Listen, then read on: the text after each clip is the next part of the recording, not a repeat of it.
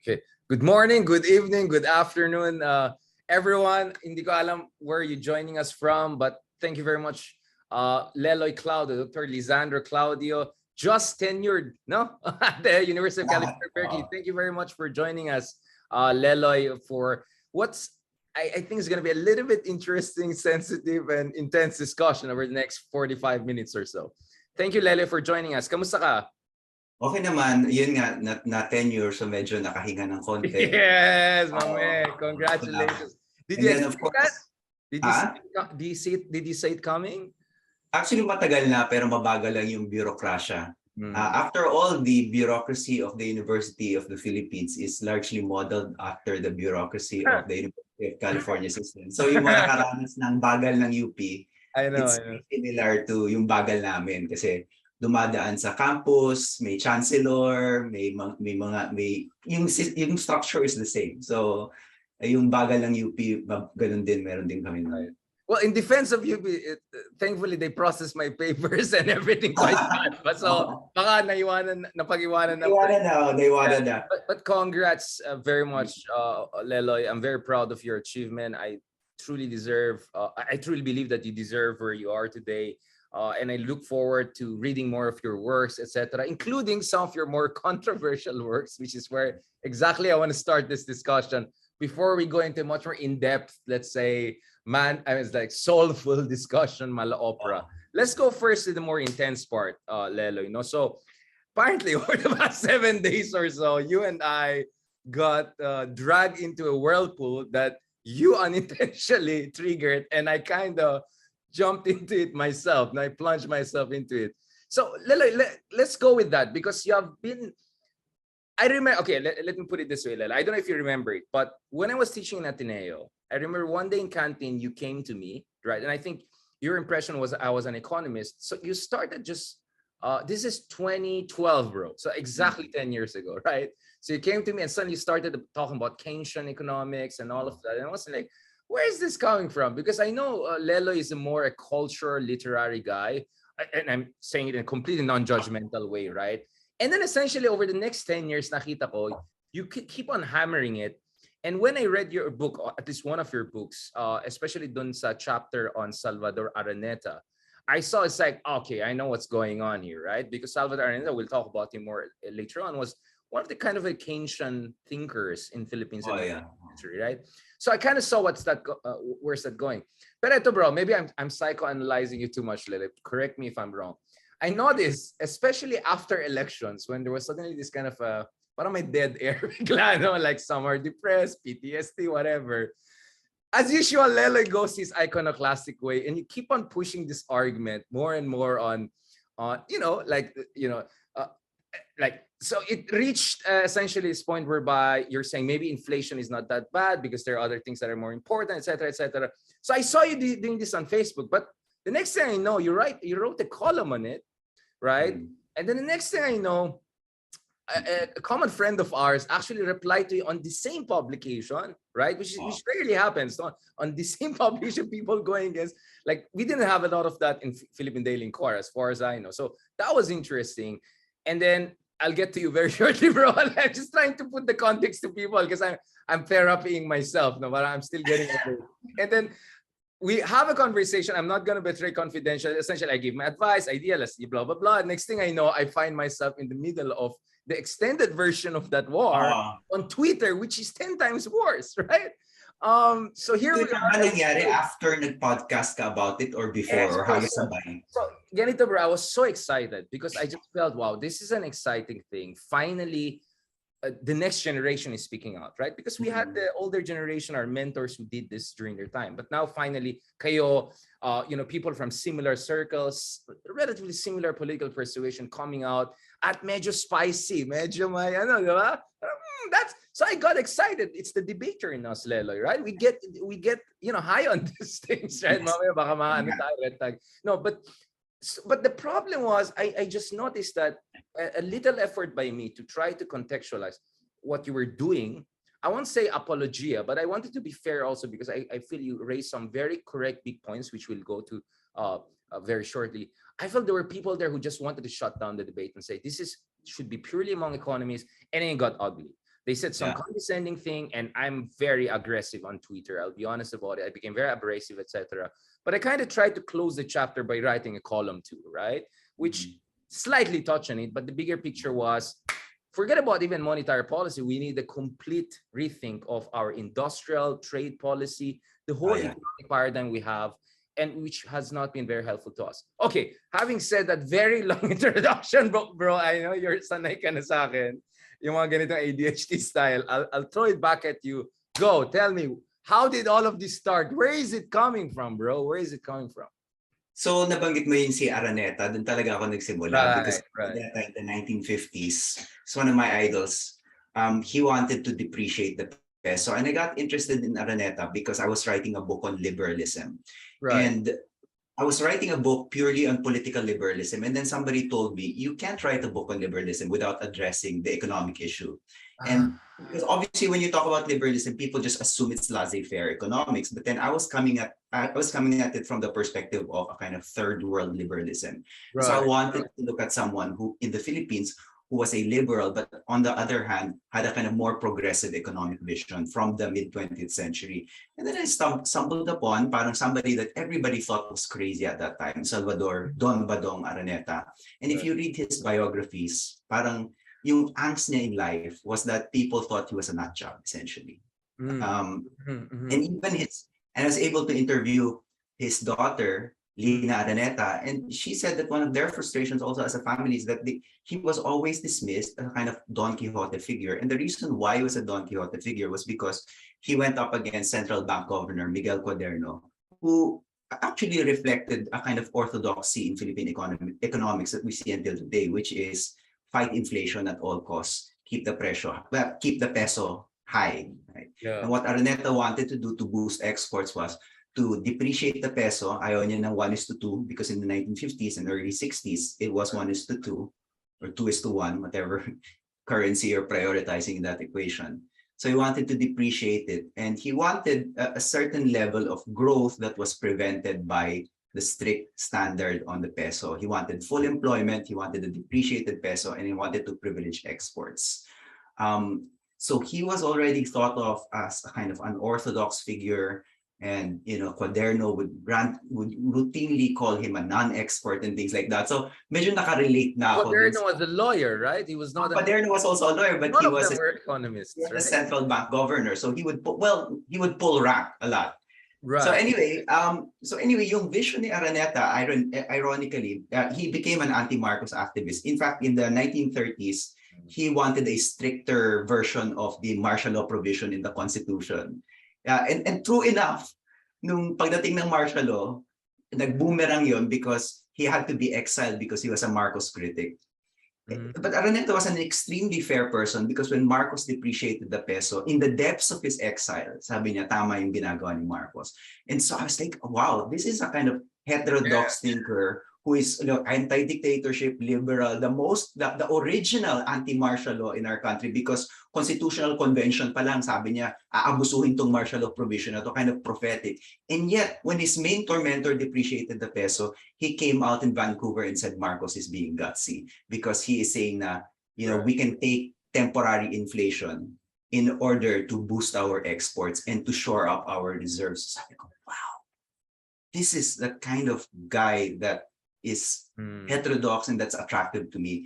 And in a way, a lot of my economic writing has kind of hewed to yung parang vision of Don Badong, of Salvador Araneta. Independent thinker, that's what you mean by heterodox, right? For independent thinker. Not familiar with the term. Like he thinks his own thoughts, right? Hindi lang the download, right? Yeah. At saka wala siyang pakialam kung tinatawag siyang siraulo. And so, grabe, I was really attracted to that.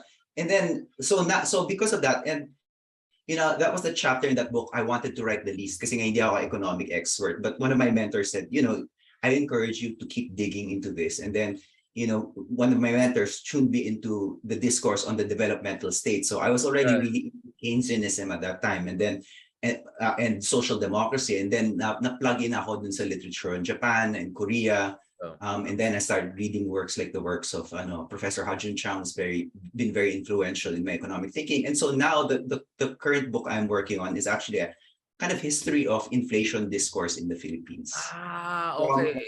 From the 19th century until 1986. So how have we talked about inflation from 1902 until 1986? So that's the history. Because if you look at the way inflation was talked about by the early labor movement in the Philippines, it was like labor movements across the world, actually. So Isabella de los Reyes would write would write positively about inflation, because at that time the labor movement thought of itself as representing producers, and if you're a producer, inflation is good for you, right? Because you get to charge more. So Isabella de los Reyes, one of the founders of the labor movement in the Philippines, is actually like the founders of the labor movement, say in the United States. They didn't really mind inflation. They just wanted, because they saw themselves as producers. But obviously, somewhere in the 20th century, and these are the things I'm tracing, but we start to think of, the massa as simply consumers.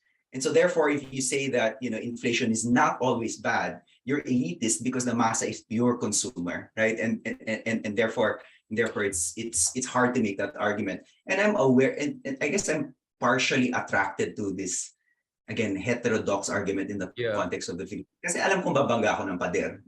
Very consistent naman yan in Pulse Asia surveys. What's the most urgent demand of Filipinos? Control inflation, right? Only majority urgent demand at 60% plus. I think everything else is like below 50%. Yeah. And that's consistent over the years, right? So itong tradition na to of anti-inflation is like really deeply embedded. And I mean, you compare that to a place like Argentina, wherein the labor movement really doesn't care about inflation so much. Why? Because there are strong unions. Correct. So every time there's an inflation, and when you speak of inflation, usually you're talking about the inflation of the general economy, and that includes wages. This is part of the debate I had with our friend JC Punong Bayan. We'll get there shortly, but obviously there was inflation, but wages too, right? Because inflation has an effect on wages. Higher. General inflation of the economy, right? So and the problem is a kind of feedback loop. Once you have usually the problem is the delay, right? So you have an inflation of goods, you have heat in the economy, pero hindi nagkakaroon ng equal inflation dun sa sahod ng mga manggagawa. Usually because there is a problem with the feedback loop, namely walang union. Right. Diba? Kasi hindi na negotiate ng union yung greater na sahod kahit na mas marami na yung pera ng mga kumpanya because of an inflationary context. But one of our heroes, si Adam Tu, says that's not the case in Argentina, because the feedback loop is kind of fast, because the unions in a time of inflation are always able to negotiate kind of wages. But of course, this was a time when the labor union was strong enough to tell the capital to essentially respect their part of the bargain, right? Which is a very different situation right now, where the labor union from the Philippines. Yeah. So we get to your critique, Richard, which is the most important critique that has been made about my arguments, which is, LELOY, ano ba talaga yung vision mo? So I admit, Richard, the way I've phrased it is I've phrased it as a kind of my critiques as kind of provocations, or in Greek speak aporia, meaning what if we think about inflation differently? But what you asked of me is towards what end, right? That's what you asked of me in the podcast. So towards what end? Why do you need to rethink inflation to begin with? Ngayong, especially in 2022, and here I admit I was really insensitive. 2022 is not the best year to defend inflation. It's just not, because and I said that I thought I'd said this clearly in my article, pero hindi na naman lumabas. 2022 is really bad, even for someone who is not an inflation phobe like me. Nakakatakot yung 2022 because we haven't seen anything like this. And I think you said this too, Richard. The last time we saw parang this much contraction in terms of central bank policy was during the Volcker reform in 1979, and we all know what that did to the third world. So kung warning ito nakakatakot, so I admit I'm very sorry for the insensitivity of bringing up this argument now. Maybe it wasn't the right time.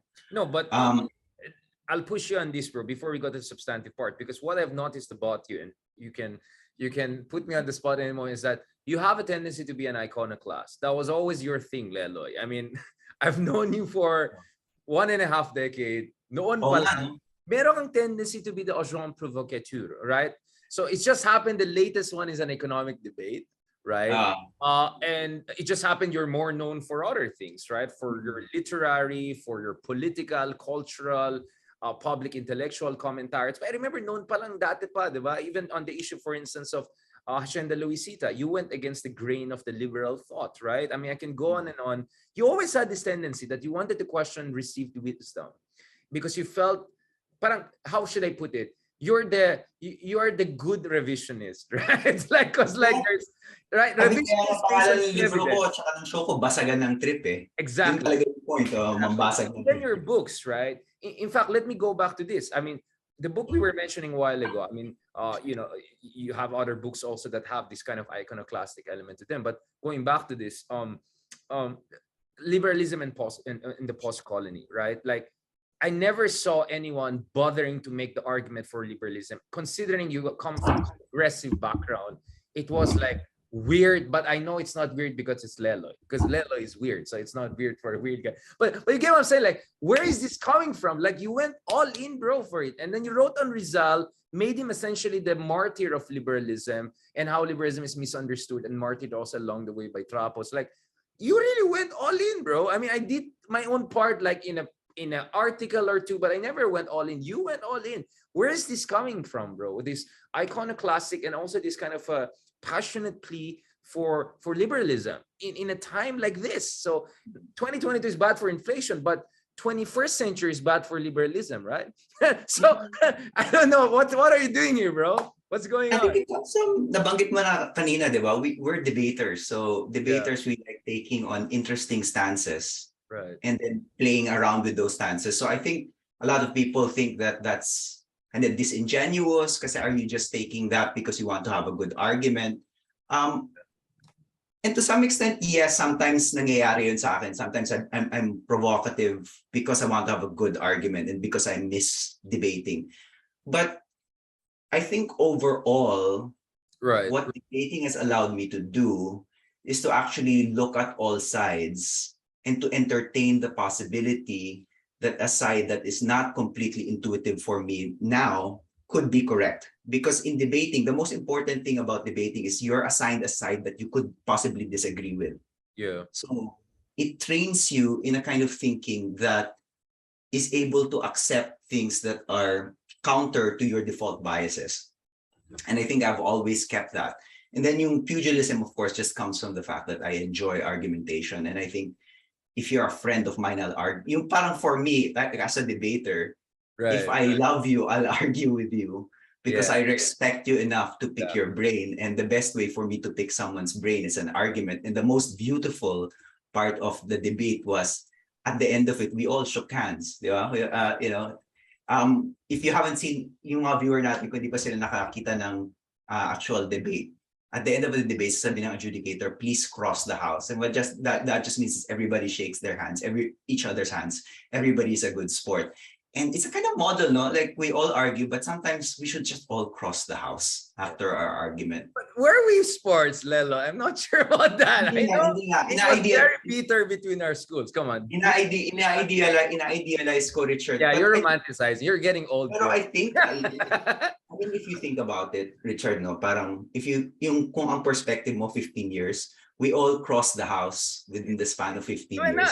So yung mga bitterest rivals sa atin, like, you know, I hang out with so many people from the UP Debate Society who are supposed to be our bitterest rivals. Ikaw, si Nicole, si Sabrina, si Nicolo, parang, sorry, medyo insider debatery na. But a lot of my really close friends now are from not even from the society. Yeah. But what about the liberalism? Where is this coming from? Since tenured ka na, can I ask you on this, right? Where is that liberalism coming from? Like, don't you think it's like a dead ideology? Again, I'm just for the sake of argument, baka ka naman mabash ngayon. But some would say, wala na yan, pasay na yan, wala na yan. Now the fight is between hard left and populism, essentially. Oh my. That's a debate now. You read Jacobin, you go to, you know what I'm saying? All the cool people around the world are one of the two sides, right? Sabi ko nga parang nung sinusulat ko yung libro. The title is Liberalism in the Post-Colony. Right. Sabi ko, walang babasa nitong libro na to because the post-colonials hate liberalism because we think it's white. and then the liberals don't like post-colonialism because they think it's theoretical frou-frou. Yeah.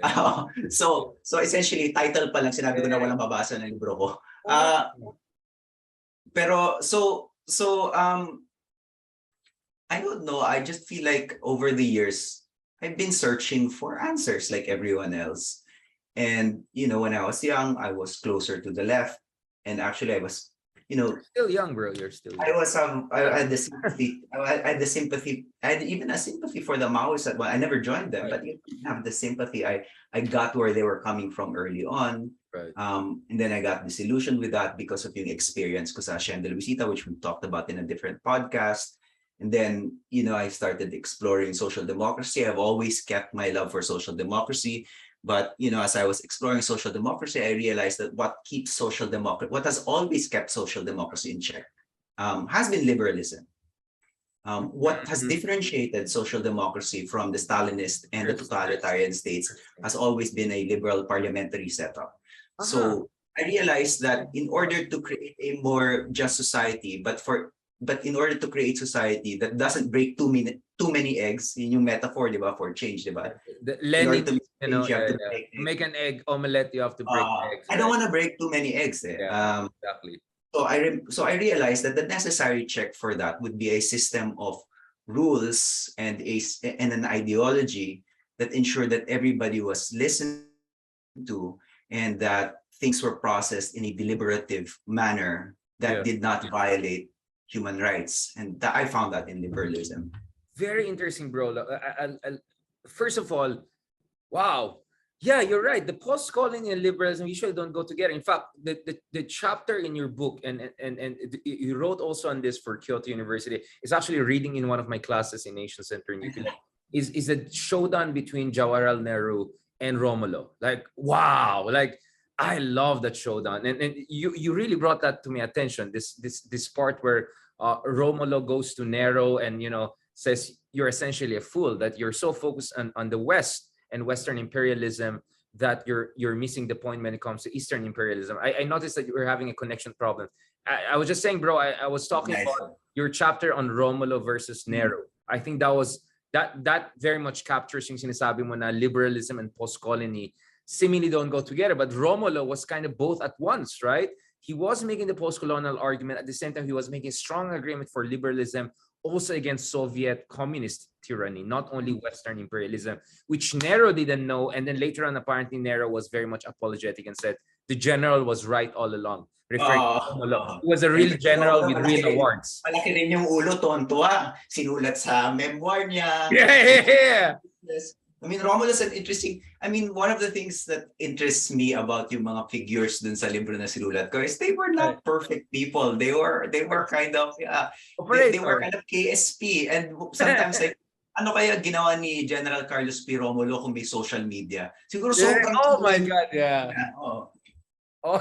I want to say someone's name pero wag na. Mamaya na lang yung private na lang. Something almost jump out of my mouth, no?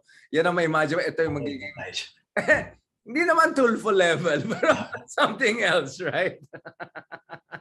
No, I mean, that was really fascinating. But the other thing is, so you're saying that the SPD, let's say in Germany, or Social Democrats in Sweden, would not have been the kind of progressive, at the same time, democratic force and bringing about sustained economic development, the best living standards on earth for a very long time for countless millions of people, if not for strong liberals. So you're saying if not for the CDU and some of the liberal people in places like Germany, you feel like the SPD would have gone commie or like more interesting. That's an interesting point, no? Right? It's very pero parang it's a congenial point to think about as a Filipino because sa places in Europe, diba, it's usually yung Christian Democrat at yung Social Democrat na magkaaway. Yung Christian Democrat is considered the conservative party. It's the Social Democrat that's considered the progressive or the left party. This is their version of Democrat Republican. Yeah. Pero if you notice, it's actually not a version of Democrat Republican because it is to the left of Democrat Republican. Even the conservatives of Europe are probably closer to American Democrats than they are to American Republicans because the discourse in America is just so far to the right, or it's a kind of center-right country. Like Hillary versus Sanders. Merkel is Hillary and Sanders is Scholz. Pero I think para sa Pilipino, if you look at the history of our center-left discourse, we've always known that Christian democracy and social democracy work well together. Napapansin mo ba? Yung mga German foundations dito, darating sila and may guhitan sila, di ba? Not just German, the European Foundation, darating sila sa Pilipinas, may guhitan sila. Social Democrat ako, Christian Democrat ako, magkaaway kami. Pero pagdating nila sa Pilipinas, there's actually no distinction between Christian democracy and social democracy because of yung history of the social what we call the social democratic movement in the Philippines, largely lifting from Catholic social teaching, and this yung dynamics of social democracy in the Philippines. So if you kind of invert that telescope and you look at Western Europe through or Scandinavia through the eyes of the Philippines, it actually makes sense that there's a kind of social democrat. There was in the 20th century a social democratic consensus shared between the social democratic parties and the Christian democratic parties. Yeah. Now I know I want to pivot away from that. Let's just put that in a box, right? Because we can go on that forever. Hopefully we can do more podcasts regular. Of course, LELOY, just to be honest, I'm thinking about we can do something like bi-monthly, like every week or so we'll have just a recap of biggest things around the world and connected. Actually, Richard, ako naman pwede naman magtanong. Kasi nabanggit mo, di ba? Yeah, go ahead, please. I thought that you were an economist. Pero at that time kasi, you were already very close to Walden Bello. Right. And speaking of people who are non-economists, who are expert in economics, and who are able to comment on the Philippine and also the international economic profession from the outside, that's Walden, diba? So in a way, kung if you learn a lot from Walden, the way you and I did, like when we were, sabi mo young patay, when we were very young, diba? Parang hindi malaking leap for us to argue with professional economists. I remember Walden would do things like challenge NEDA Secretary Cayetano Paderanga to a public debate, diba? So parang ikaw, what is naman your parang economic story? Tama ba ako na parang of course economics was my minor, it was my second love. It's just I felt that it was almost like accounting, almost like okay, it's not social. It you know what I'm saying, like there was too much mathematics that I felt was pretentious, right? Like I mean, my admission in university first was electrical engineering. Like if I want to just do math, I would be engineer, right? So my idea is like going to econ, do like accounting for societal analysis. I kind of felt like weird about it, but just to be clear, I always held economics in high regard and saw it as the other side of the coin to political analysis. Like I could not separate the two. Okay, I always found it weird when there are economists that kind of say like only economists have to do it. But and speaking of that, bro, and I think maybe this is where both of us have made a mistake, because I think we have the tendency to look at the global landscape and then project that into internal debates or try to create internal debates based on what we see internationally, because Walden also was not unique, right? So if you go to the United States or UK, right, the gold standard is economic historians, whether Neil Ferguson on the right or more to the liberal left, let's say Adam Smith, right? I can go Stidelsky, all of that, Warwick in UK, right? Like it's super normal in the Anglo-American world, at least. I think even more in Germany and France and continental Europe, for economic historians and sociologists and political economists, and yes, political scientists, to get very involved in really intense economic debates. And you never see the economist guy saying, oh, you cannot do regression as good as me, therefore you have no right to say it. Like they will laugh at you if you do that in the US and UK and all. And that's why, I'll be honest, in one of my tweets, I kind of said, oh, that's so third world, right? Like to say like, I'm sorry. Like, I'm sorry. Talaga nakamali ako, bro. But that's why I was man enough to apologize. In fairness naman, in your second article on this issue, we're going to go to the heat of this, to the thick of this issue. I also saw you naman, you're also apologetic and you make mistakes. Of course, in your part, go and defend yourself. But my sense kasi is, you were opening up the debate here, pero sumablay ka eh. Hindi mo na kunyari, like, di ba? I mean, you had gaps on the factual application to the Philippines, right? Kaya nga sabi ko, dapat sana you frame your argument in more normative terms. Because once that was not clear, we were being debaters, right? You were immediately vulnerable to being attacked for non-applicability. I did that in my subtle way, but our economist friends went for you to essentially say you have no right, like, shut up ka na lang, you're not an economist, you have nothing to say about this. And then I saw some very idiots, essentially, right? Coming out and saying, bakit? Si LELOY naman, historian yan, literature yan, ano alam niya sa economics or whatever. Like when I saw those things, bro, I got worked up. So I got very aggressive online and Twitter, which I apologize for. Na parang, that's so third world, right? Like to say na, yung mga trained lang sa ganyan ang pwede magsalita. And And that's just the intellectual part, bro. I think your more important argument was the ethical one, which is, dude, it's a policy issue. Policy means all of us are affected. It's a political matter. So in any democracy, the public has to be involved, not only non-economists, but the public. So both on the ethical and intellectual side, I'm completely 100% with you. But your problem was that medyo sabog ka, yung applicability hindi mo inayos, and wala kang normative caveat. Those two mistakes killed you, right? Tsaka minsan naghahalo yung normative sa descriptive. So for example, nagkamali ako dito. I was flesh out dapat sana. Medyo loose yung phrasing ko of how I view central banks.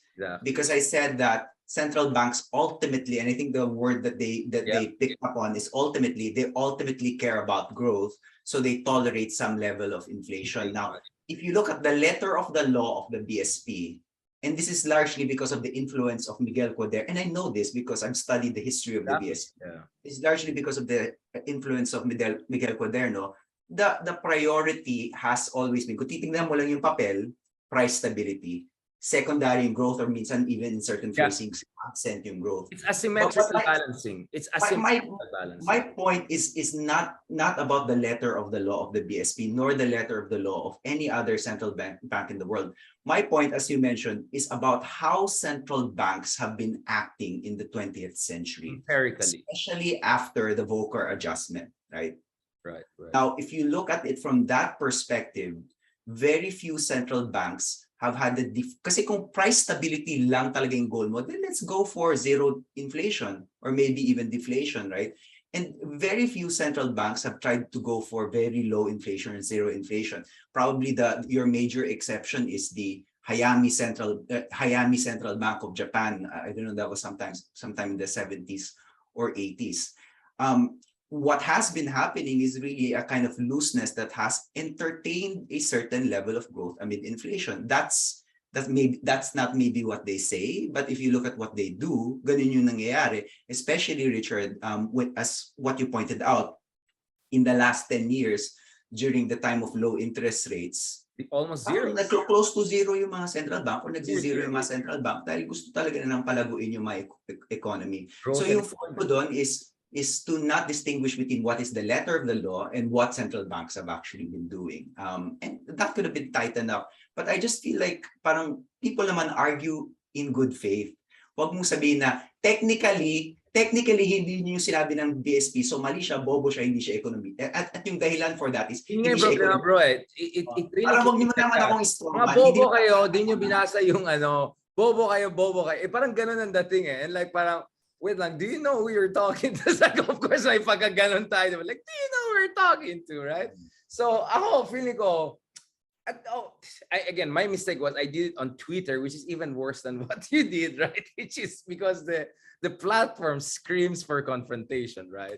Pero ako, for me, I don't think it would have got that ugly. Considering the fact, I sent the link of that episode I did where I broke down your debate from a long historical standpoint, right? I don't know if you checked it out. I sent it to JC, right? Like, see what I'm trying to do, right? I'm trying to explain in layman terms my sense yung both sides, blah, blah, blah. So wag na tayo mag-turf wars, etc., etc. But wala I don't think that's how it was received. Kaya feeling ko, siguro ang mali rin natin dalawa is that we kind of, if our accusation is some people on the other side are pulling ranks, I think that the legitimate criticism against you and I could be is that we kind of pull in the global thinker rank a lot, right? I mean, you're based in Berkeley. I'm all over the place, right? So I'm comparative by nature. You do a lot of comparative analysis.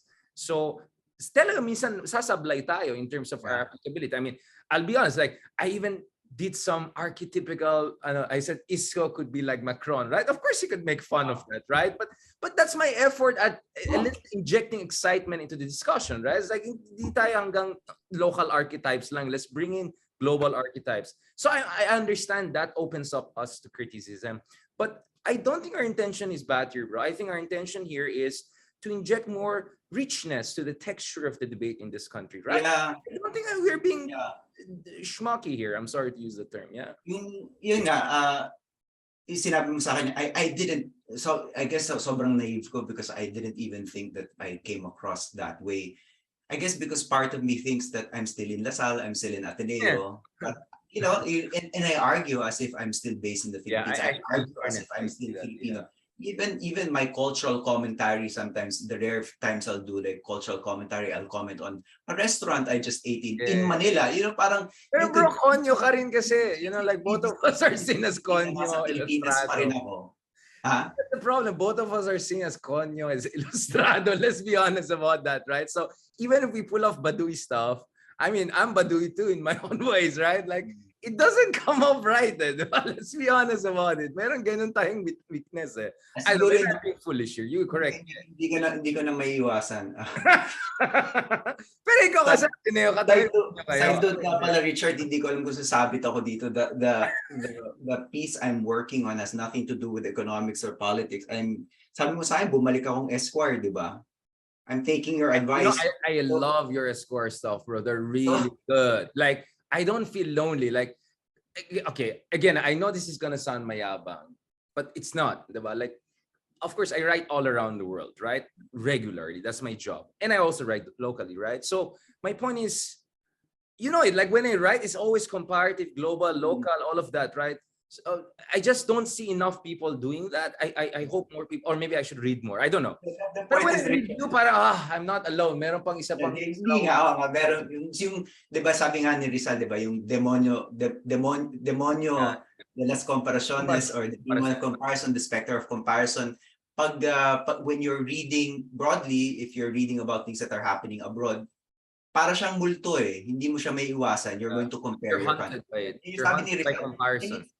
And it's hindi naman sa nagpapakakonyo, kaya sabi nga Rizal, it's involuntary, para kang minulto. Hindi mo naman gustong mamulto, pero minumulto ka.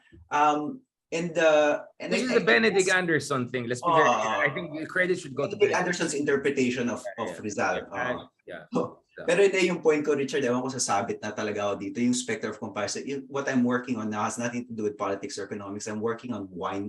My next piece is going to be on wine criticism. Nako, patay tayo dyan. This is the last thing I should be doing. God, you're worse than me. Like, I'm going to MMA now, and then you're doing like connoisseur stuff. Like, oh, come on, man. I'm not going to be talking about, to be fair, I'm not going to be talking about expensive wines. I'm going to be talking about kind of, the point is going to be yung mga 300 pesos sa 7-Eleven. We should be drinking high quality wines that are humbler. We shouldn't be drinking big obnoxious Cabernets that are super expensive. That's what I'm saying. That's why we have to do a podcast, bro. I'll ask you about wine. I'll ask you about that's the next article. Exactly. Let's do wine. Yeah, exactly. Let's go. Sige lang.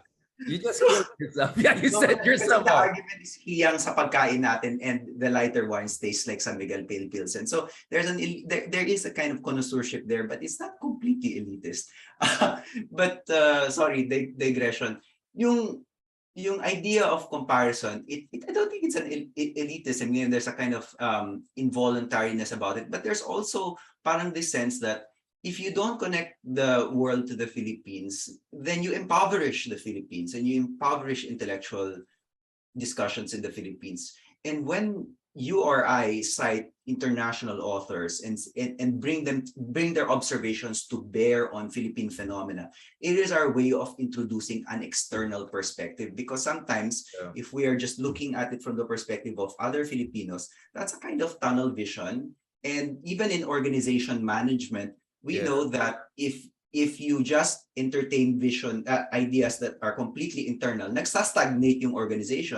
I think the same thing applies for countries. Unless you bring in the observations of others, then the country is going to stagnate. I mean, it applies to everything. Gideon Lasco is one of my we have to pull him in.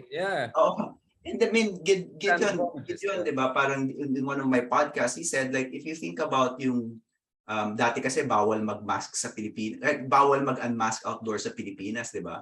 Right. It has a kind of tunnel vision, because if you think about it comparatively, we were one of the last, if not the last countries in Asia, in Southeast Asia, to disallow masking outdoors, right? So it's a kind of tunnel vision na parang, it's a kind of tunnel vision, and you just need external stimulus to kind of provoke discussions. Hindi naman natin sinasabing masusunod yung external ideas, di ba? We just use the external ideas to rethink our positions. Ang term, bro, Maybe Sorry, because you use a beautiful term for that. You called it Philippine exceptionalism or Filipino exceptionalism, right? Which is very dangerous, right? I love it. Like, it's so useful.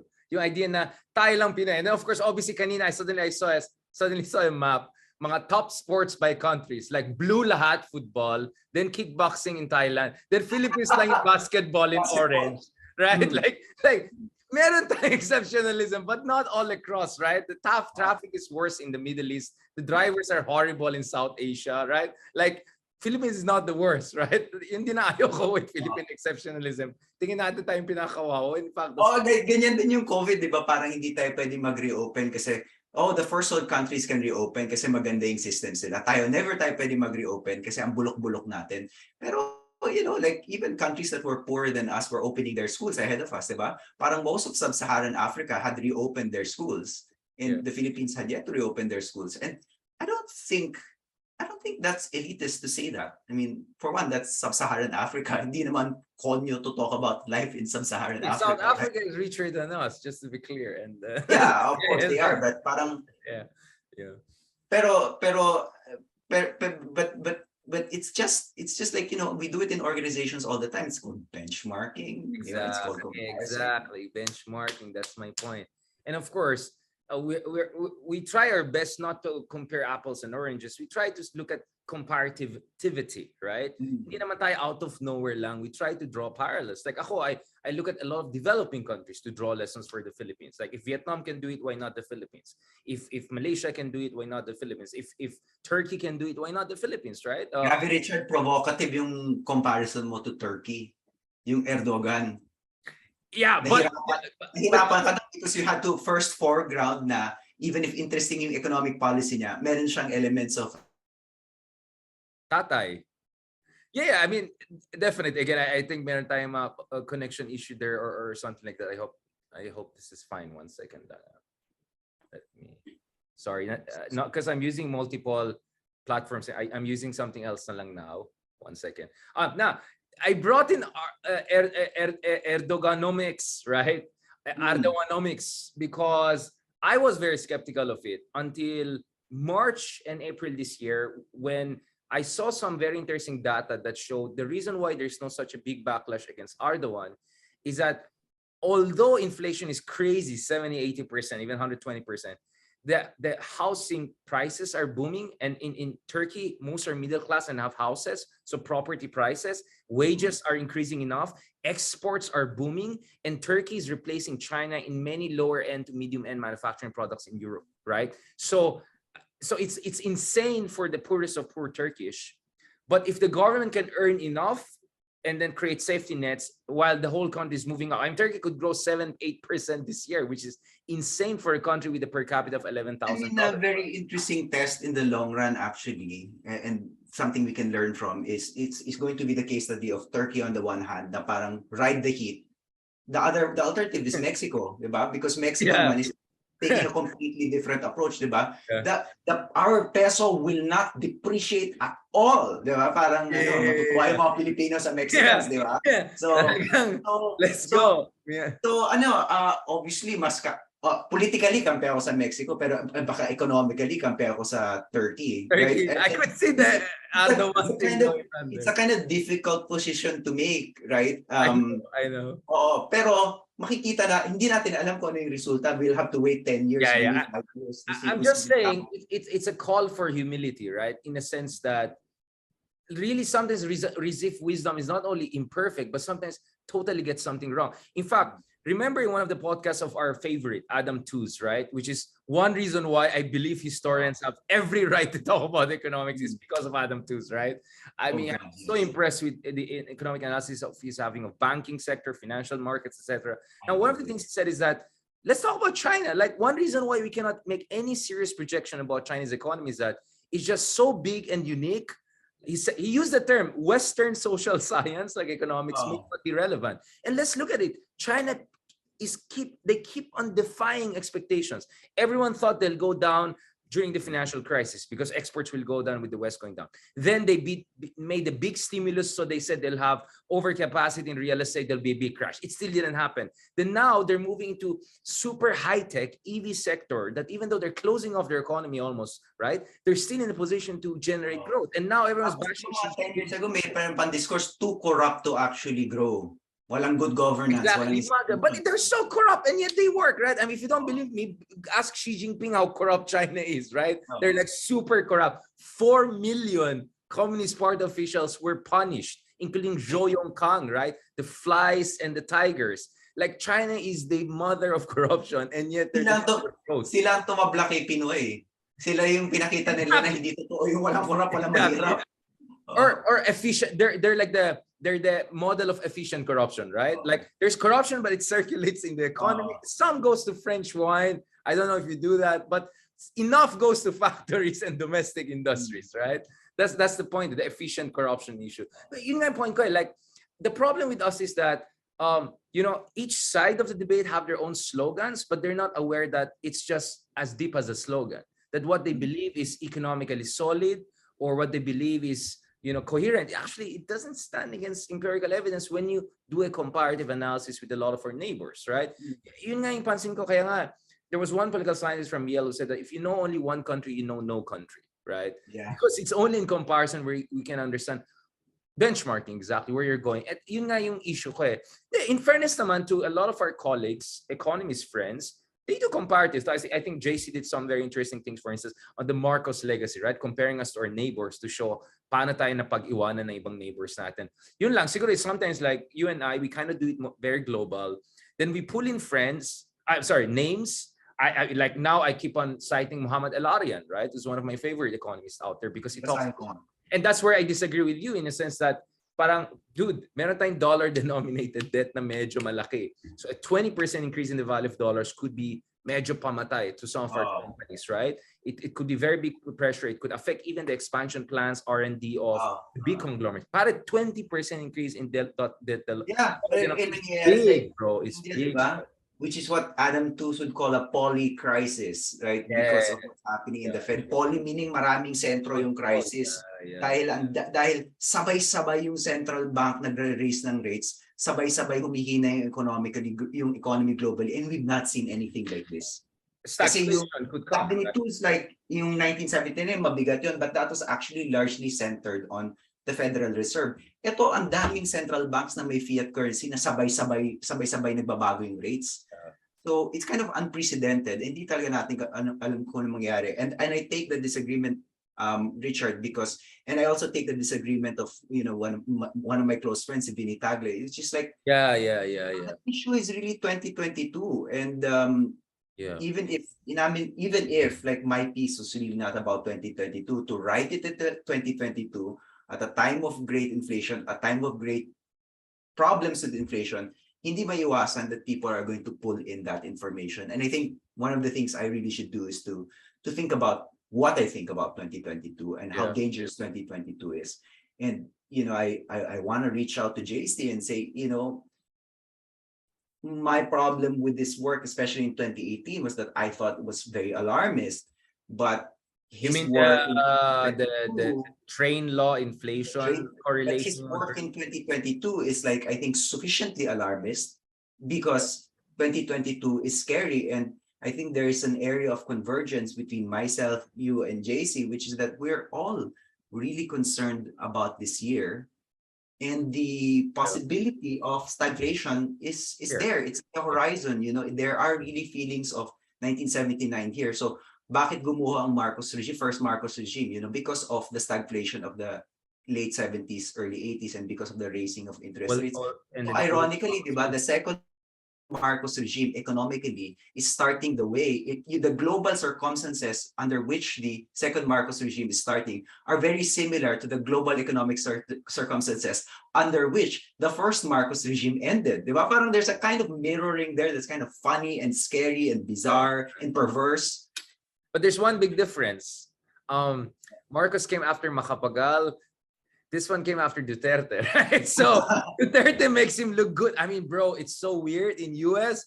Marcos Jr. was like a breath of fresh air to many people. Like, I'm sure. finally, a guy who's statesman-like, hindi tayo minumura, marunong magsalita, medyo maayos, medyo mabango. Like, I'm sorry to say, I mean, like, you get what I'm saying? Like, statesman-like, blah, blah, blah, etc. Bakit naamoy mo na ba si Tatay Digong? Don't go over that. Like, I didn't mean it that way. Like, my point is, like, you get what I'm saying? Like, of course, all of these elites in the West would say it in that way, right? And for me, like, parang weird yun, right? But I see it because of the reference bias, right? Because they're comparing to 6 years of very toxic relationship with the previous administration. Ikaw talaga, you went after that. That was it's 12 p.m. I had the gap. Sorry to our friends, our katatais. I didn't mean it that way. So in light of that, parang ang point ko is, the comparison actually helps him. But you're absolutely right. He also inherited so much debt, and then meron kang sabog na problema with Russia, Ukraine, food crisis, and all. So I can see, and let's not forget the context of yung mga away natin among ourselves, because I believe all of us are fighting for the same thing, right? Elevating the level of discourse. Yes, ego gets in there, but we really want the same thing for the country, better Philippines. It's also because of the Sandro context, right? I mean, if you want to talk elitist, right? I mean, that was the criticism that we're making against Sandro, right? You know, trying to sound smart and all of that. And he then forgot, I think, to mention the Fed rate hike, which is the biggest factor behind the exchange rate increase. He was saying many generic things. So I think kasi nagsabay-sabay din yun eh. The whole Sandro bashing, tapos sumausaw ka, tapos sumausaw ako sa sausaw nyo. Wala na, sumabog na, bro. So all of us look like, you know what I'm saying, schmuckeries, right? Parang biglang sabay na tayo ni Sandro. Ikaw, ako, Sandro, are in the same baskets now. Like these guys who are trying to go against the grain of common wisdom. But I want to go back to this, bro. So do you believe that it's time for our generation to take on these kinds of debates? Because I remember, again, during the time of Walden Belly, etc., they had this kind of debates on economic policies, on the like really foundational liberalization yung big debate nung time na yun eh. Yeah. Parang time natin masyado tayong distracted, ADHD all over the place. Walang masyadong direct attacks. Maraming patama, I could see that. They called us pseudoscientists. I called them a lot of things. Like we do all of those things. Pseudo-economy, sorry. But at least now medyo paharap na yung debate. But putting aside the negativity, at least some debate is happening, right? Don't you believe that we should continue doing this? I'm not saying na mag-away ulit tayong lahat, but what I'm saying is like, hindi ba dapat sana ito opening salvo of something good, something better, etc. Sana. I mean, I would have hoped na hindi lang tayo nag-uusap ngayon, nakasama natin yung mga naka-fencing mo sa Twitter. Fencing, that sounded wrong, bro. Like that was not PC. Naka-grappling MMA mo. Naka-jiu-jitsu mo sa Twitter, kung ano man, whatever combat sport. Oh my God. You saw part of it, no? It's like, oh my, I wanted to carry the cudgels for my buddy. Next thing I know, I provoke even a bigger gang war. Salamat nga pala, Richard. Sa loob ko, like, if LELOY knows what I'm doing, what I'm going through, like, para akong bahala, kausapin ko sila. The next thing you know, may mga smoke, my fire, may ano. So, alam mo, parang I really did appreciate, and I thank you. But thank you for not just defending me, but also, you know, providing me like good faith critique. Yeah, JC is my friend too. I mean, I don't know if he considers me his friend, but by the way, both of you are my friends, right? So I'm just trying to be fair here. But I took. But actually, that is for me, like like that is the act of friendship. Good faith critique is an act of friendship because your friends call out your BS, right? I mean, your enemies will call out your BS to destroy you, but good faith critique, your friends will call out your BS so that you can improve them. And what I took to heart really is like, you know, you were telling me, make up your mind. Tell us what your agenda is. What is a developmental state? Is a developmental state even possible in the Philippines? What would Philippine social democracy look like, right? And these are, I mean, partly, hindi ko siya masagot because mahirap siyang sagutin, di ba? It's always easier to like poke holes at an argument than to lay out a vision, di ba? Wala pa ako sa manifesto level. But you're challenging me to new heights, you know? That's a challenge that I should live up to. And maybe I don't have the answers now, but I should definitely start working on those answers, right? Good friends stab you in the front, right? That's what they do. They stab you in the front. You see, you can heal and get over. I'm so happy with that. I mean, I'm not sure if we could have done this 10 years ago. I think our maturity level was not there. You know, I mean, I don't know about you, but I don't think like 10 years ago I could take friends not taking my side 100%, maybe. But now I think all of us are mature enough to apologize, to be self-aware. I hope this goes all around the place. But again, I'm not trying to pick a fight here, bro. But I believe I won't be honest to myself and to you and to our friends if I didn't raise this issue. How do you feel about the whole Google Trends kutzpah? Let me just be nice and put it that way. Kutzpah. Like, wasn't that, I think, a new low in terms of intellectuals not being responsible about their platforms and all? I'm not saying I've been this. I am trollish, sure. I do my own vlogging. I mean, it's one of my careers now, right? I'll be honest about it, but at least I'm self-aware. And I'll do my column, and then I'll do my blog, and then you can decide which is the more intellectual me and not, right? But the point is, like, there should be self-awareness. And bro, I don't see it. I don't see. You see, I was talking to a Brazilian. It's important because Lula now is, you know, fighting for it. He just needs 2% to win, but who knows what's gonna happen even after that, right? But a Brazilian told me, was very close to Lula. He said, "Ang kulang sa kina Lula is wala silang mea culpa." They never publicly apologized for the shortcomings they had, even though they had the best intentions. If only Lula people, the Party Trabajo, they did that, I think they would have been in a far better position to beat Bolsonaro and those people who are doing exactly what Duterte is doing to Liberalism. Even sa atin, it makes me think about the Philippines, right? Like, yes, exactly. Remember when Mar Rojas said na marami pang kailangan gawin, maraming pagkukulang at marami pang kailangan gawin? That was actually the time that number 2 siya sa survey. Yeah. Konting sorry, it wasn't even a full sorry. Yeah. Konting acknowledgement lang ng pagkakamali, na iwanan mo na si Grace po. Now imagine if it had been a sustained, humble campaign from the beginning. Who knows where we would have been in 2010? I don't know. Probably Duterte would have still won, but it might have been a lot closer. Yep. Diba? Parang people like apologies because it really humanizes you. We've had a lot of stuff to apologize for. I mean, I've made a lot of mistakes over the years. Like I try to make an assessment every year of kind of like my mistakes. You know, like in my grad school, I was a Chavista. You know, like I was a fan of Hugo Chavez, and that's absurd. Like that's really absurd. Some of our friends, you know, who are these people? Yeah, they wrote in support. Forget about Chavez. About the next guy who came, Maduro is even more. Maduro. Di naman ako umabot kay Maduro. I saw some of our friends writing for Maduro on Rappler 2013, if I'm not mistaken. And like, I really raised my eyebrows. Like, look at it, a bus driver can become a president. Like, okay, I have no problem with that, but let's not forget, this is a broken project, right? And now it's a nightmare in Venezuela. Nagkagulo na. Oh, nobody wants to stay in Venezuela anymore. I mean, by its fruits, you shall judge it. Diba? Alam naman natin kung ano nangyari sa Venezuela. But I used to leaflet for Hugo Chavez and the Bolivarian Revolution in Australia. You know, I really believed in it. So, you know, I make mistakes. And if you look at my commentary over the years, I've made a lot of mistakes. Hindi naman, I don't know, sa akin hindi mahirap umamin na nagkamali ako. Hindi talaga. Maybe that's because I had a happy childhood, maybe because I know I'm loved, I know my wife loves me, I know my parents love me, so it's no skin off my back to apologize.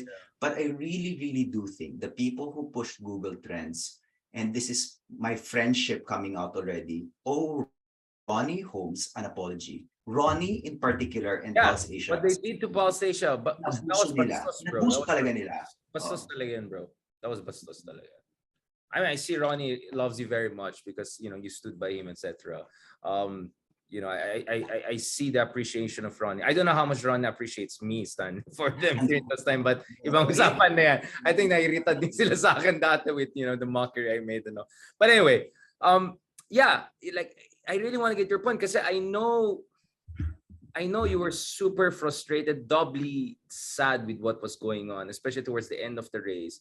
Ako kasi I'm looking about what happened. Okay, tapos ng 100 days ni Marcos. Wala pang DOH secretary, wala pa rin mea culpa, at walang postmortem ang opposition, which for me is really worrying because without a real opposition, there's going to be no real democracy. Magiging awayan lang ng Duterte Marcos yan for the foreseeable future. Yes. Nagkakandara pa yung opposition and the predominant discourse now is, of course, the disinformation discourse. Talo tayo because of disinformation. That's true, right? Hindi natin makakaila na maraming kasinungalingan nangyari. And this is a presidency built on lies.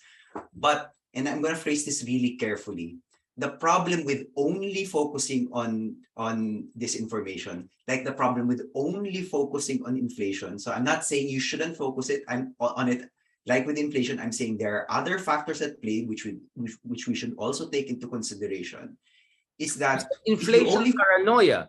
You were very clear. You didn't say the problem is, you say the problem is inflation paranoia. Yeah. That's what you attack. You never attack inflation. Yeah. Admit that inflation is bad at some point, but yeah. inflation paranoia is absolutely bad. So I'm going to make the same case about disinformation. Hindi ko binabaliwala ang disinformation. Very important factor sa pagkapanalo ni Marcos ang disinflation. Disinformation, nagalo na disinformation. Wala na.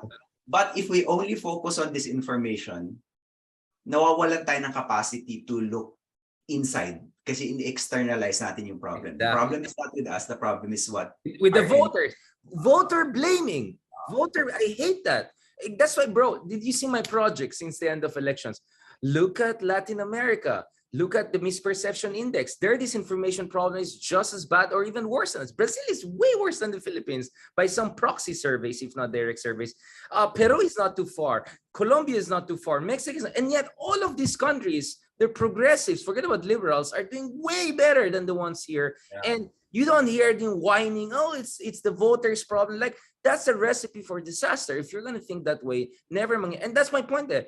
That's deflection of responsibility, because I always ask you, perfect, Richard. Why are people even receptive to this information? Because if you look at the studies, it shows that most hardcore, even Marcos and Duterte supporters, a lot of them, they don't take it literally, right? They know that all of this Talano, Yamashita are like, you know, but they're so pissed off with an unapologetic alternative that in their mind, in their hearts, was given decades of chance and did not act upon it. That they have opened themselves up to all of these shenanigans and nonsense and creative communications from the other side. So you have to understand the affective aspect of openness to this information. Now, there's obviously also an education crisis. And well, you guys had at least 12 years in power. So why are we not saying about education? So it's an institutional crisis. That's why my Journal of Democracy piece, right, was very clear about that. This is not disinformation. We're talking about decades of shortcomings, of structural vulnerabilities, and the Marcos and Duterte have made the most out of it because they got the killer instincts. And my fear right now, bro, with the opposition, I'm sorry if I don't know if I'm putting you on the spot here, but my sense, bro, is there's no enough of calling out on those people who were reckless. They had really idiotic ideas during elections, right? They were reckless, intellectually reckless, politically reckless. They rest expectation of people. Now, a lot of supporters are cynical because they feel, wala tayong magagawa eh, kasi disinformation, wala tayong magagawa, di walang mangyari. You see how dangerous that kind of, you know, thinking is. If you're thinking the problems with the voters and the problems with this, wala tayong magawa, you remove the agency from you. And that's how you spell long-term political disaster. Now I'm speaking for myself, so you don't have to respond to it. I'll take I absolutely agree. 100%. It brings me to Leni, because Leni is now there in the US. She's having some healthy distance, despite all the memes and bashing.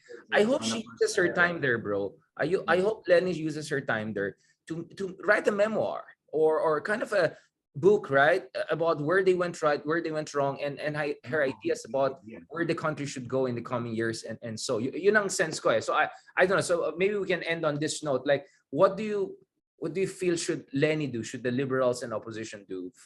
Where should the discourse, progressive discourse in the country go? If we don't want this country to be just a pong between Duterte's and Marcos's for the foreseeable future. Ewan ko kay Leni in particular because she ran a valiant campaign.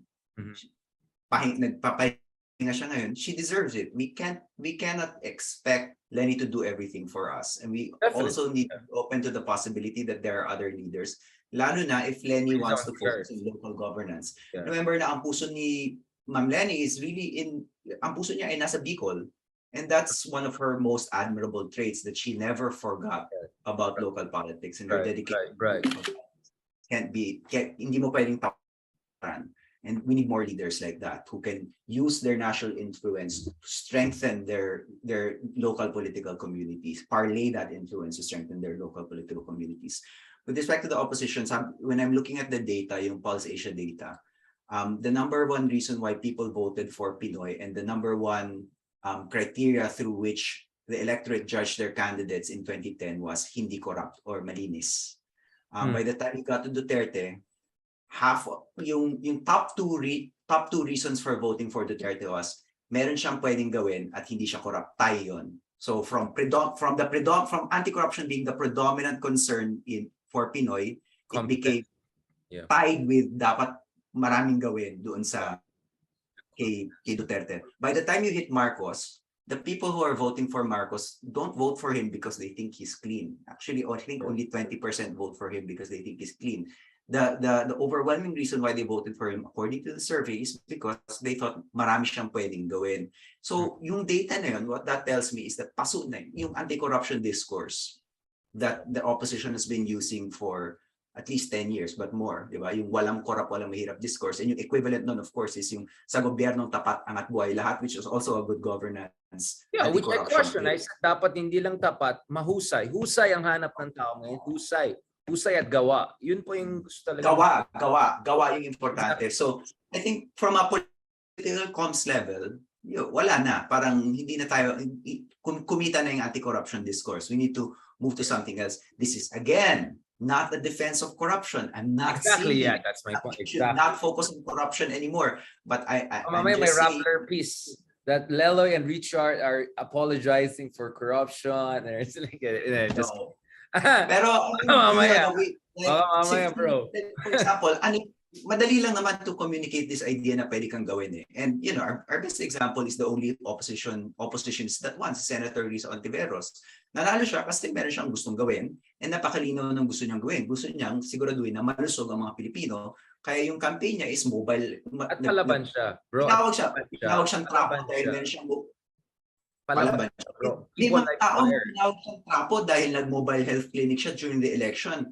I'm like, hindi ka trapuhan yun. Because going around in a mobile health clinic is already modeling to your electorate kung ano yung vision mo for the broader society. Right. Yes, it's immediate services, but Filipinos want immediate services. I mean, especially during a pandemic, right? So that's already, yung win ni Risa is already providing us clues about how the opposition, I'm not saying perfect yung campaign ni Risa, pero ang gagawin mo kung natalo ka is you look for those areas in which you were successful and say like, how can we grow yung successful strategy na yun? Do you think Riza is the future or how can she become the future? Sabi ni Ma'am Leni, she is now the de facto. Like beyond default, right?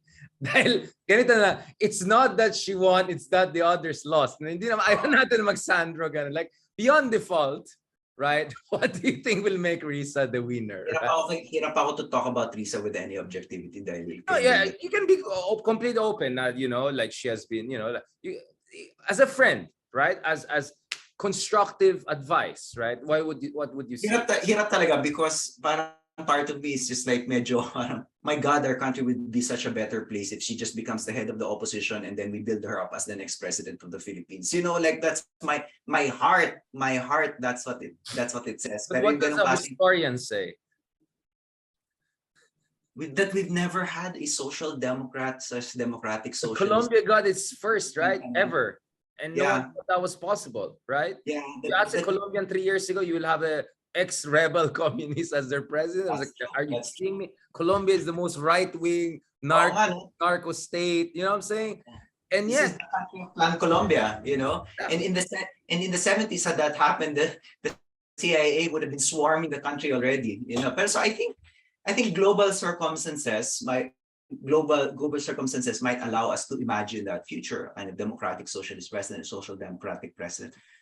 Sana. And I think the way that's done is for people like Risa to not be ashamed of who they are, which is they are the people who want to provide people with social services, who want a more humane Philippines, who want to strengthen unions, and who just believe that you should be safe, that there should be social safety nets, na kung magkasakit ka, may ospital na gagamot sa'yo, may doktor na gagamot sa'yo. Kung wala kang pera pambayad ng edukasyon, the state will educate you.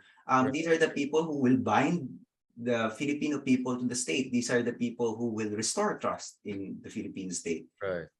Grabe yung bias ko lang talaga for Risa, so I can't speak about it at this point in any other terms, but I'm so proud of what she did. And I really think we should learn from the case of Risa. And that's what I want to see from you, bro, as we're going to end this, because there's so much I want to ask, but that's why I think we should do podcasts like twice a month lang, because there are many issues where I want you to flesh out what is your vision? What is your vision for the opposition? What is your vision for a developmental state? And then, of course, I'm going to interrogate and challenge you, because I also have my arguments along those ways and also my doubts, right? So hopefully we can have. So ikaw, ano yung vision mo for the opposition? Also working on that. That's what I'm saying. That's why I'm strong in Latin America, right? I understand the way I am naman, di ba? Kaya nga, I'm strong in the Latin American thing because I want to see a working model, right? I know there are differences and all. You know, Cecilia, I interviewed her, you know, the other month about this issue and all. Obviously, there are still many gaps and differences. But my point is that you have to give an exhibit A for people to have hope and work with something. And that's why you need comparative thinking. Because if you have comparative thinking, you can find hopeful cases and you can learn and you can move forward and find a better future for the Philippines. Yun ang gusto kong mangyari dito, bro. So hopefully we can have more of this podcast every month, at least once or twice. I want to get back to you. Let's talk about our vision, have a conversation with that. I know you're super busy. We're all super busy, but if we can put it down, because bro, I think this is the time for people to come out and make the case. Otherwise, we'll just be stuck in these ego wars and self-flagellating exiles and blah, blah, blah. And I have no time for that, right? I think we can make better use out of our time, right? I hope you have put me on the... I'd rather put our energy and our brains into podcasts that elevate the discourse directly than us getting into turf wars and pataasan ng kilay and all of that, right? Of course, I use pataasan kilay because I wanted to be PC about it, but it sounded wrong. But anyway, I don't want to go and all of that. Like, oh, that's so wrong. Let's go to the end of this podcast, this episode we had. And hopefully this will be just the beginning of this conversation with you, because you're one of the few people I'm really comfortable with to be myself fully 100%, including my not so nice self. My not so nice self, right? Like, not because I'm a bad person, it's because sometimes really things get to me, right? Because I so much love our country. I'm so passionate about things that unfortunately the fuego gets too much for me. I get burned by my own fire. But that's why when I see you, I see a mirror effect. It's like, no, I don't want to do that mistake of LELOY and then I do something worse. Like, oh my God. Oh my God. I just gave you my advice. Neurologically similar din kasi alam bro, sabi ko sa'yo bro, alam mo, Lele, akong bahala. Kausapin ko lang sila. Wala problema yan. Thanks bro, I feel so good. Biglang the next thing you know, may usok na doon sa barangay, may barilan na. Ano nangyari, bro? Sana makausap natin sila in a non-Twitter. Oh, yeah. No, I'm just saying, kaya nga sabi ko kay JC and all, kaya nga, you know, I'm very open naman. I raised JC. I've been very honest about where I think I came from. And I said, may mali ka talaga eh. Like, never defended you're wrong, bro. You were factually wrong. Meron kang sablay sa argumentation because the applicability, yun nga, you didn't flesh out that you're making actually a more normative argument because Philippines ang pinag-usapan, hindi Korea, Taiwan, Vietnam, whatever. Yun lang kulang para sa akin. But I think and people are thinking about 2022, not 2018. Exactly, bro. Isa pang problema yan, right? But I want to ask you this question, bro, because I think this is very important for us. Speaking of psychology, neurology, and all of that, what gives you the fire? What gives you the inspiration, bro? Because I don't think people appreciate how difficult it is to be a writer and a scholar, right? Like, how many pages of just bibliography I've done? I probably did 150, 200 pages of pure just bibliography for my books lang, right? I know you're also the same, right? Like, people don't appreciate how much we bleed on the typewriter, as Hemingway put it, right? Because there's love there. Like, there's really something there's a burden of responsibility, obviously, there, right? But what gives you hope that we're not doing this just because wala tayong magawa, like medyo nihilist kind of kamu, right? It has to be done. No, but something that gives you really fire and inspiration. What is it, Lele? Because I know many people look up to you and many people would want to also hear your side, not only my side or other people. And I'm actually curious about what are you going to say? Can you share with us what's the thought process? Ang hirap sagutin, but the immediate answer is now it's community. You know, whenever you write, there are certain things, may painful backlash yan, but there's also in the purity of conversation and the purity of the exchange of ideas, you realize that there is such a thing as a Philippines, and Philippines or any nation is a discourse, is a product of discourse. Right. And right. we don't talk about the country. Actually, there's no country. There could be a state, right? Formal institutions, but the discursive element that forms the nation is only formed through conversations. And so that the quality of the country, because the country is the nation is a discursive institution, the quality of that institution is hinged on the quality of the discourse. And if we can elevate that discourse in a way that is humble, in a way that is deliberative, as Nicole Corato always says, deliberative, then that's the best contribution. Agonistic enough, but agonistic enough. Yeah. That's the best contribution we can make as intellectuals, because I'm a nerdy person. I'm not going to be able to contribute in any other way apart from my brain. You're doing you're doing jiu-jitsu, right? So maybe, I don't know. One day, presidential security. So I'm really bad at my man, yeah. Oh man, like when that forges, that creates connections with people like you, with my house guest today. That's so sorry, I deprived him of his host. That's enough. Utang sa akin yan, isa pa yan. Oh. That's enough. Yeah. Thank you so much, Le. I really, really appreciate it. It's 1 a.m. my time. I had a long day, but you could see how inspired I am with these kinds of conversation. I mean, this is kakabuhay, no? Yeah, I mean, suddenly you forget all the pains and sufferings and traumas because you can imagine a better world. You can imagine a better Philippines, right? And as I said, maybe people look at you and look at me and see privilege, right? We go around the world, we have the exposures, etc. But people don't realize our heart is always in the Philippines. I ache for the Filipino people. I ache for I care for the Philippines. You're there in California, Berkeley, I know, but you care about the Philippines. You write as if you're based in the Philippines, which makes you look pretentious. But I know it's because you just love Philippines. You feel you're still teaching in Manila or something like that, right? I know you cannot help it, but parang dating parang pretentious naman, abroad nga nakaba. And like you don't write like other Filipino American scholars, right? Like they're consciously like the emic ethic is very clear. Sa'yo parang hindi talagang batang Manila. I claim my country, god damn it, this is my country. Yeah, exactly. Keep it up, man. Keep it up. I just want people to know that despite all the katrapuhan and all the frustrating things, there are people like LELOY there. There are people like Gideon. There are people like JC. There are people like our friend, right? Who are doing this not for money, for fame, or anything like that, right? Let's be honest about it. I mean, if we wanted money and all, we would have gone to corporate world. We wanted fame, I don't know, baka nag-showbiz na lang tayo, right? Action na. But we didn't, right? Because this is what we believe is what we need the most, right? We need quality discourse. We need an elevated public discussion on things, not because we just like to talk, because we like to move things, but move them based on proper thinking, hindi yung bara-barang pag-iisip. Because I think that's where things went really wrong for the Philippines over the years, yung barang-barang pag-iisip. But in the same breath, hindi pwede hanggang salita lang. At some point, we have to get down and dirty. And unfortunately, I do too much of that on Twitter and elsewhere, right?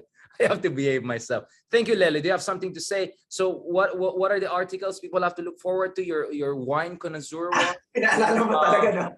Yeah, that's one. And see, kahit 1 a.m. na, bro. Like, hindi kita tatantanan. Richard, I think we should inflation. Start thinking about 2022 and the depths of this crisis and how bad this can get. I don't know if that's an article or a conversation we should have. A series of yeah. Let's do that. So, bro, I look forward to. I know you haven't given your 100% consent, but you can see there's a lot we have to talk about. Let's be honest. There are people who are gonna read our stuff, but not everyone is gonna read our stuff, and some of our stuff are better written than others. So not all are gonna be read enough. That's why I'm doing this, bro. That's why I'm doing podcasts. That's why I'm working 16 hours a day, right? I teach two graduate classes.